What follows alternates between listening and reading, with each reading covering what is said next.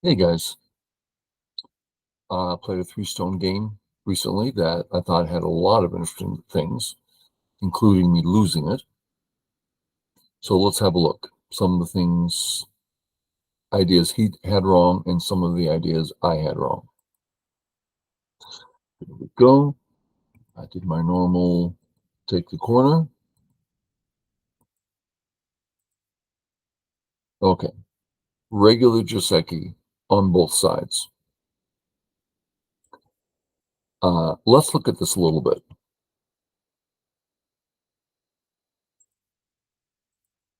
I take off D4 and black shape on the left. That's normal.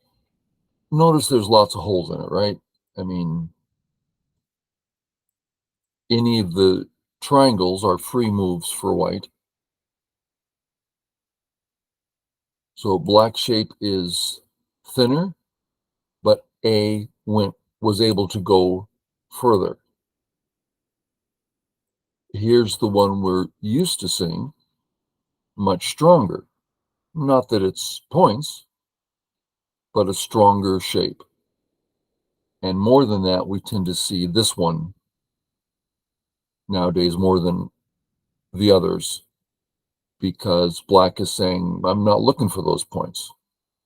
I just want a strong, stable shape that affects the rest of the board for the rest of the game. And I don't care if white comes in. Okay. All that being said, if we were to add another stone, let's put it here. One wonders why. Well, this D4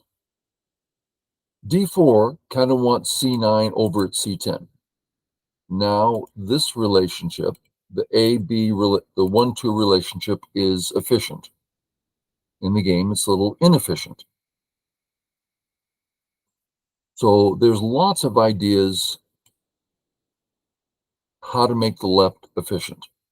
Let's look at the two most ones I've ever come across uh, that I've heard from pros and AI. One, leave the A group alone. It's out, it's flexible. White really can't do much against it at the moment. So if there's something important to go do, just go do it, whatever that happens to be. Idea two, well, it might be pleasant to support the group, not play an entire move to support it, 100% move like that, but let's just give it a partial support as we play in the corner. Not the regular knight's move. That's not enough support if we're thinking of supporting the group. Long knight's move, okay, we're giving it support and doing the corner. This is generally considered 100% efficient on the left and doing nothing. Not a big problem. Okay. I've always found that interesting. That's why I share it. I come in hoping to make him more inefficient over there. And when I look at the left, I'm seeing those guys, these guys. There's lots of entry points here to work with. So in my mind, that's not cash at all. He plays here. Now, you know all this. I've said this before. Uh, my A group, especially with A being on the fourth line, is a statement of I don't want those points. So I'm not about to play here and defend my points. When it comes to the health of my group, I'm completely out. I can live on the bottom in one move. I just not unhealthy. That doesn't make his move bad. I mean, in one move, I have 0 points there. He has all the points there. So it's all good and fine. So I play away. I just like 3/3s. I think if I was playing a real game, serious game, I'd probably play here because in my mind, the right is bigger.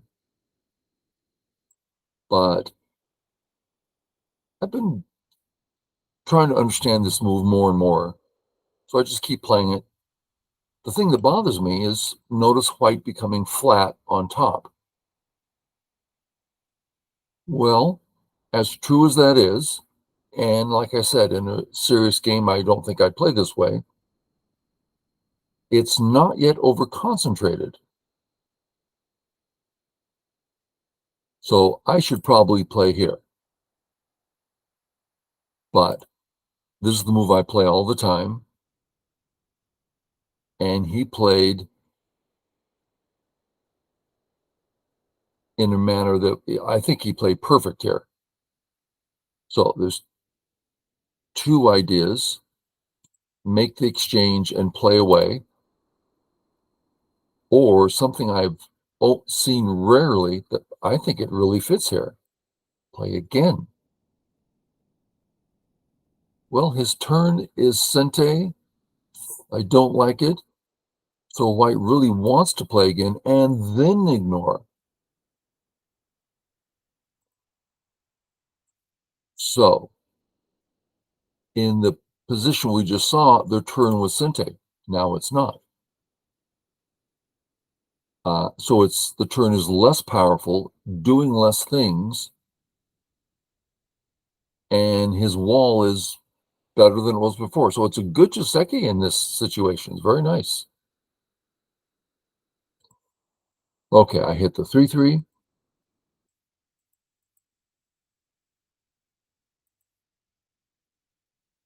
I don't think he should leave that big cut there. We can see it's a nice, I'll use this later. It's very hurtful to black. And I come up. I thought about this. Should I come up or not? There's a principle. When you want to invade Area 1, how do you do it? You start by approaching. That's the general thought. So I followed the principle. Let's see how it goes. He has 3 in a row, which is not good enough. So he makes it 4. Very nice. I'm not about to finish this shape. The top's just too flat and small for that. So the question, what do you do about all of black's thickness here? You continue to make it more and more over-concentrated. Right? So if he responds, there's just way too many black stones in this area. White has really succeeded in limiting this and making it inefficient. Hello, that's the wife. She's wonderful. So he cuts. She's making fun of me. She loves embarrassing me. I'm not embarrassing me. Stop it. Okay, what am I out here for? So he's ignoring the weaknesses because he has plenty of. He's fine over there, right? He doesn't care about the points. So I'm just really impressed how he handled this. Instead, he says, your 3 stones over here are kind of pitiful. It's like, I'll tell you, my wife really knows how to press my buttons. So I think he did really well here. This is an asking move. He's going to give up the 2 stones. I think he should. Let's look at what that looks like. Atari, and here. So he gives me 4 points. All his positions are great. His weaknesses are fixed. Yeah, this looks perfect. He plays here.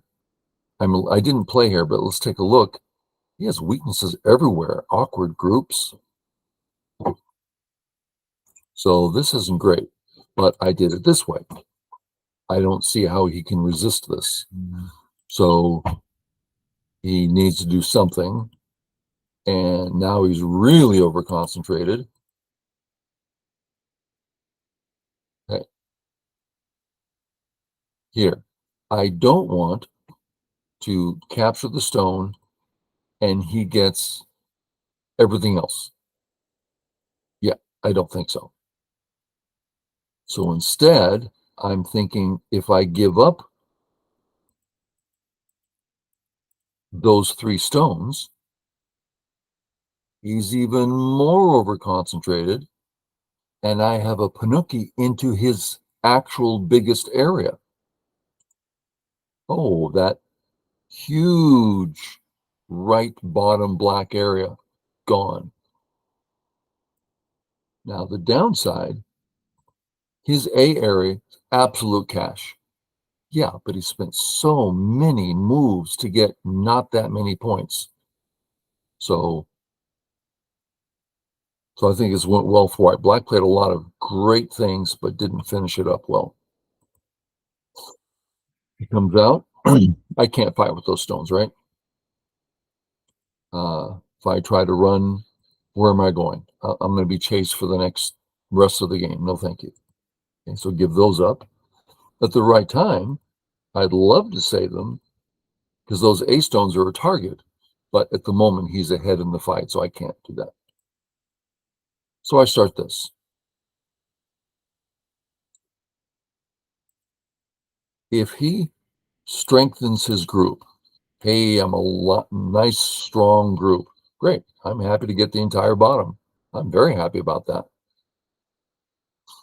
So instead, he plays this way. And I come out. And we check out the right side of the board. I'm crushing over there now. I'm thick. I'm out, doing so much. Even moves like this are starting to have a lot of meaning. Okay, so looks good. The downside is he gets an extremely thick bottom area. So even though he's missed a step here and there, got over concentrated here and there, he's still left with very solid positions doing really good, important things. So yeah, I'm gaining, but not fast. And I was impressed how well he played. Okay, he did this first. Okay, I'm alive. I don't need to worry about anything, so I can Hane.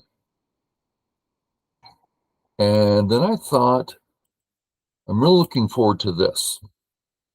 Let's just imagine that and this. I'm just putting some stones down. See, the right side's really getting big and interesting. But so to me, this is a really important, interesting part of the game. He is now super thick at A. He's not cut. He's not weak. White is pitiful. What do I do with my B group?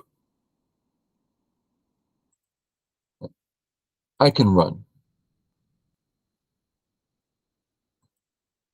If I run, we know my A group will be weak.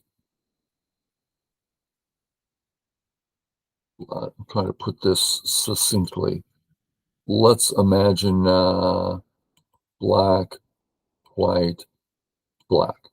I'm just put a couple stones down to paint a basic picture. Okay. Let's have white say, great, I'm going to take away your corner.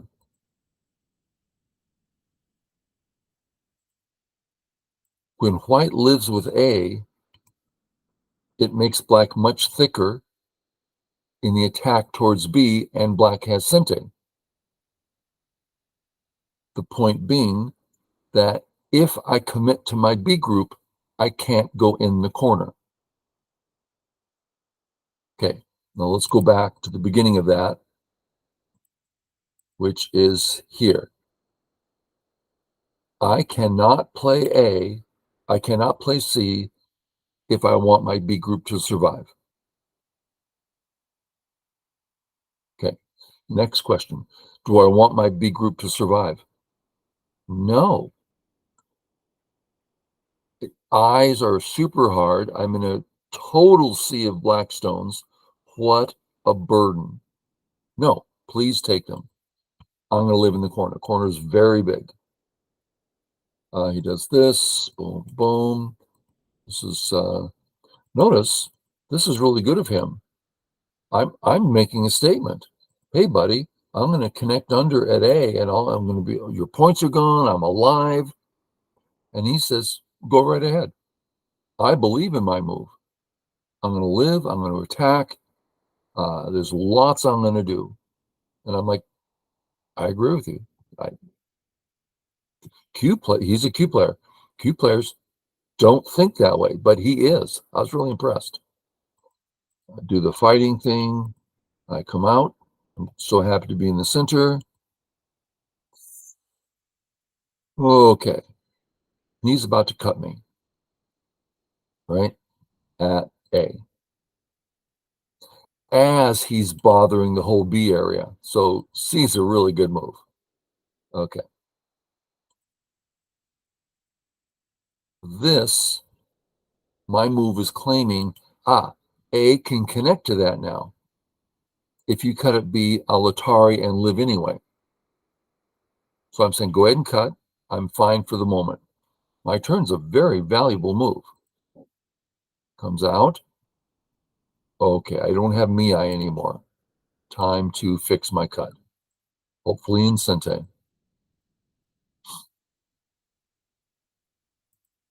Okay. Here's the question. How's my A group?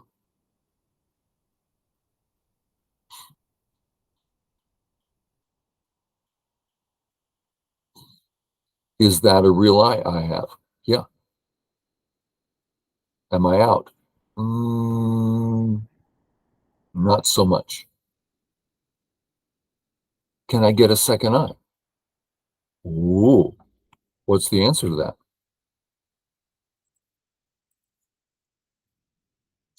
So you've heard me so many times saying the worst habit Go players have is they put a stone down. Here's a total time to just put on the brakes, and you must have a realistic view of this A group. Do you have a second eye? Well, I'm not sure. Then you better stop and make sure. This is mandatory information. So you start reading it out. I'm going to make my eye. No, you're not. Atari. Okay. Is it a ko? Black can't play the ko. Oh, so if white plays first, it's an I. Okay. And if black plays first, it's not an I. Okay. Important information. So I have two eyes in Gote. Well, I don't want to play here, and it's his move. That's a 1-point move in Gote. So that's going to be the backup plan. What's my primary plan? Well, if I can get the B group out to the open spaces, then I'll have room to run. I'll have shape to make a second eye, this sort of thing. How to do that? First, this big old move. And now I have the Hanade is very powerful, lets me do other things. Okay, there goes my secondary plan.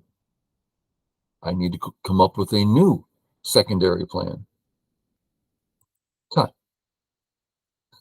What are you, stupid? Cut doesn't work. They'll just kill it. Yeah, but Atari. Oh, that outside thickness is very helpful. And I'm out. My shirt's getting too big. Going out for a walk. Okay. My wife is something else, let me tell you. I'm so in love with that woman, it's stupid. Okay. He's a bit near, his A stone is a bit near this big gap. But I'm thinking, I don't mind. It's not easy for him to cut, and if he does cut, I can make a second eye anyway. So I want to be a bit loose here to keep the me eye up. Now that might not be correct thinking, but it's mine and I would do it again at the moment. I always try to have the attitude, it's like, well, here's what I'm thinking. Yeah, but when a 9-dot walks in the room and says you're wrong, I really want to be prepared to change the way I see the board. Not just, oh, that move is wrong, but what am I thinking about that move? I used to have a certain way I would have my groups run to safety. And this year, a pro said, no, that's not the way to do it. You want your weak groups to run in opposite directions. I'm like, well, I've never heard that before. So I've changed my mind and I don't do that anymore. Okay. He comes out. I like this move. Really helps my second eye potential, and I'm using my other group. Okay, I'm feeling good about my white group here. And I like having thickness so I can invade the left. Sente, okay. Now, he's playing this because he sees that his A group doesn't have any eyes. So he plays this sequence out to make sure he's connected, make sure he can see his eye, and this comes into play later. Finally, he comes back to the split. Do you see the great timing he used here? He went and did all this great stuff, then come back to the main fight. I was really impressed. I go for my life, regular stuff. He behaves himself, defends his group. And even A is interesting. That's not a move I would ever think of. I think of, I have him in a net. He cannot escape. I have done the job well. He's like, well, white's still dead, and I'm doing more than just capturing it. That's the way to think. I wouldn't think that way. I don't. So I start my running out into his area. Can he do something here? No, not yet. We're coming up on one of my couple main problems of mine. Okay, I want to cut him because his A group at the moment does not have two eyes.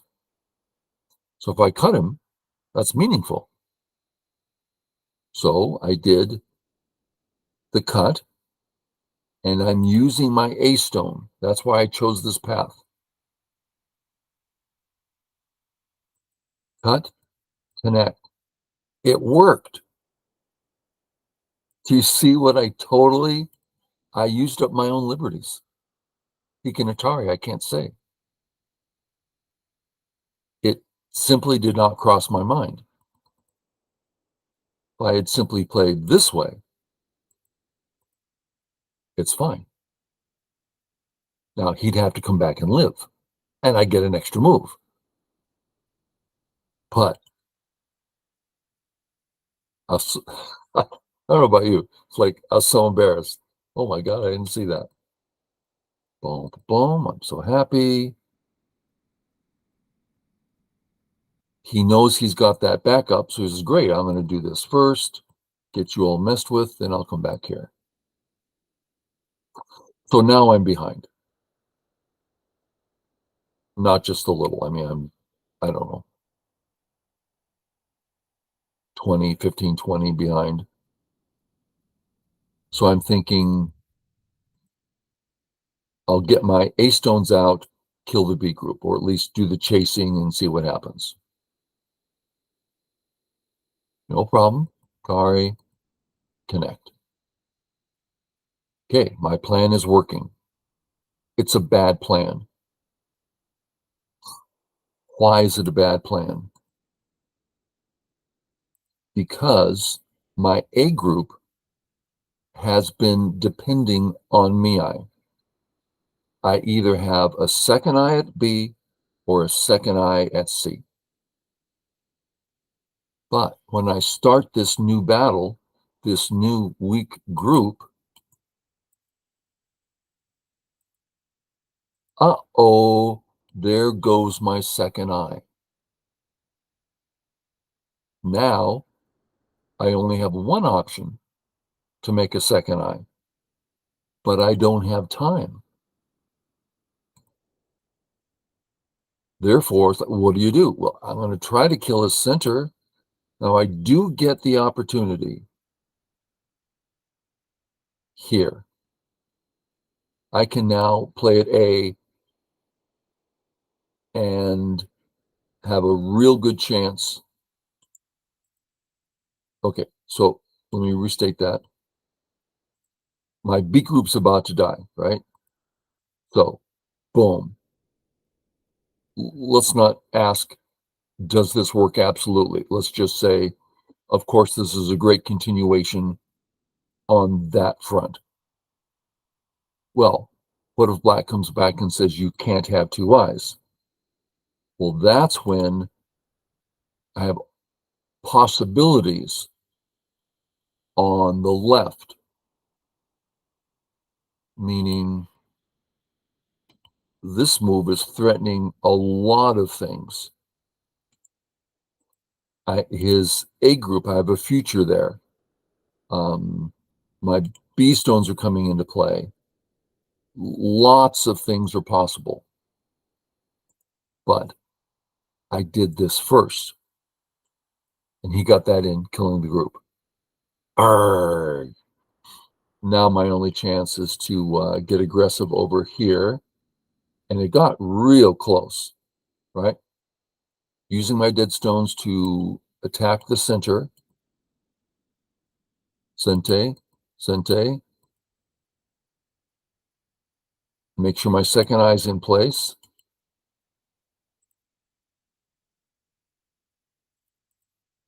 I take my Sente, boom.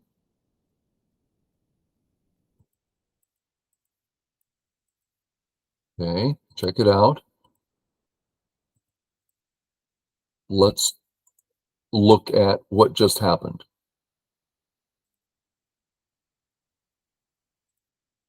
He is cut at A. He can't stop the cut. He's either cut at A or B, right? So he's cut. Next, his B group is now entirely surrounded. Does he have two eyes? Now, I could tell by the way he played. He had absolute confidence. So we'll see what happens. Boom. Live.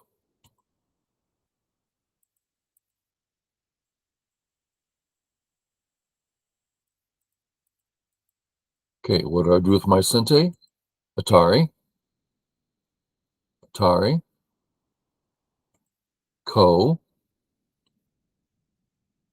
Co-threat. Okay. Killing him is bigger than him killing me by a long shot.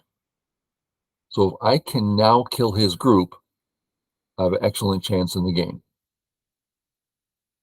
Okay. But the question is, how many eyes does he have? So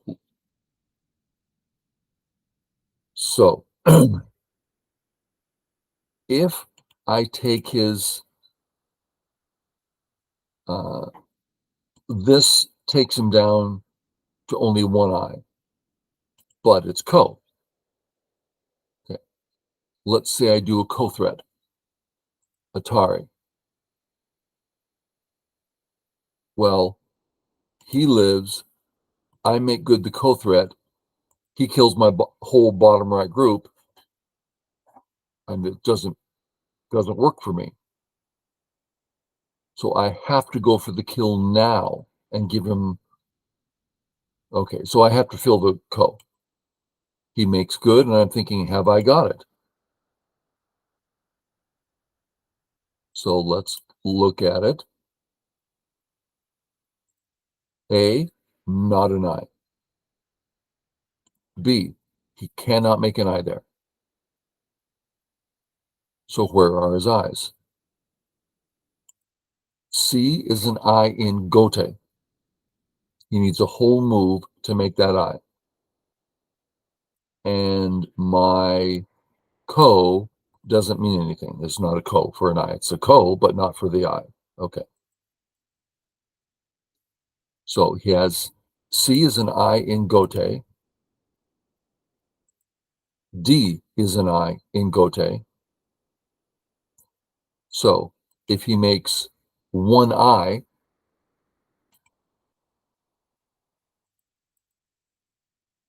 now he's alive. He has an I, and he has a second I in Gote or a second I in Gote. And he knew that and let it happen. That's bold. So he's really good at reading. Yeah, he really showed that over and over in this game. Okay, I thought there's a lot of interesting things there. So I hope it meant something to you too. Okay, guys, thanks a lot. Catch you later. Bye.